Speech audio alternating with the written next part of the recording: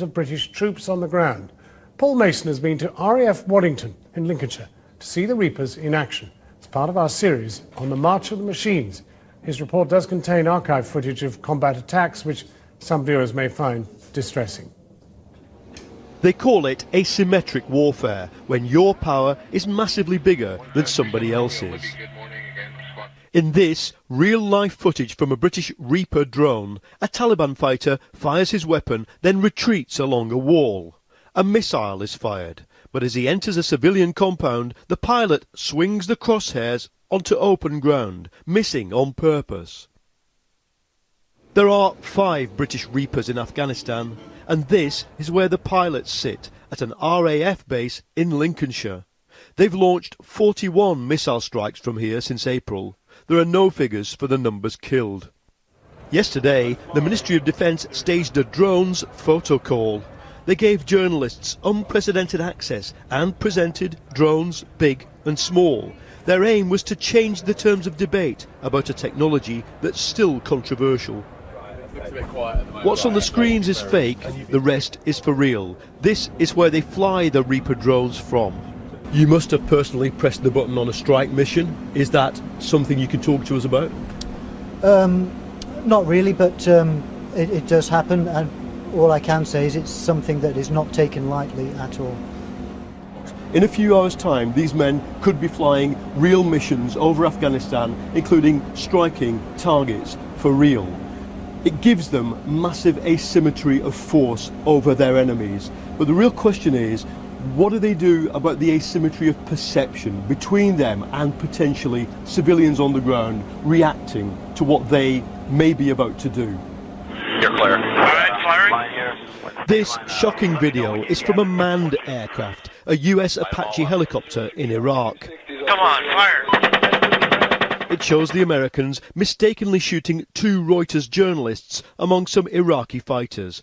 1-8, and destroying a minibus that arrives to take the casualties to hospital. Clear. British officers, appalled by such scenes, acknowledge the worries they create about air warfare, manned or unmanned. Are you confident that we are able to adequately avoid civilian casualties with this machine? I would say with this machine we are better empowered to be able to avoid civilian casualties. Sitting in that environment, away from direct threat to yourself, allows you to have more cognitive thought processes rather than emotional reactions on a defensive basis. Don't we rely on soldiers and airmen having emotional reactions to other human beings? Absolutely, and don't get me wrong, the guys in the cockpit are very, very aware of what's going on the other side of the sensors.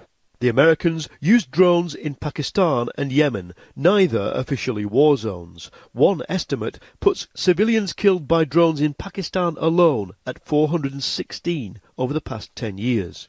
And campaigners are worried that for the Brits this is a slippery slope. At the moment, there is absolutely no openness about how drones are being used, yet we know that children and civilians are being killed in Afghanistan, in Pakistan and in Yemen. This is just not acceptable, it's immoral and it's illegal. With the MOD set to make a big investment in drones, both to strike and to gather intelligence, the Defence Secretary knows there's a persuading job to do. Do you know how many civilians have been killed by these machines?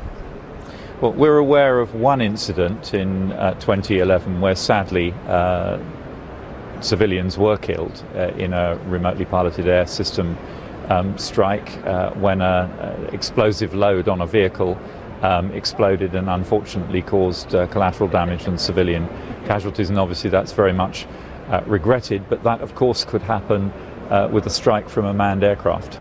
There were 4 civilians killed then. The MOD has no figures for how many combatants it's killed with drones. How do we stop ourselves getting it wrong when we are doing this stuff around civilians? Well, I think you've made the point that there have been examples of it being got wrong from manned aircraft, and in the nature of warfare, mistakes will occasionally be made. But the levels of safeguards and the systems in place and the rules of engagement are exactly the same.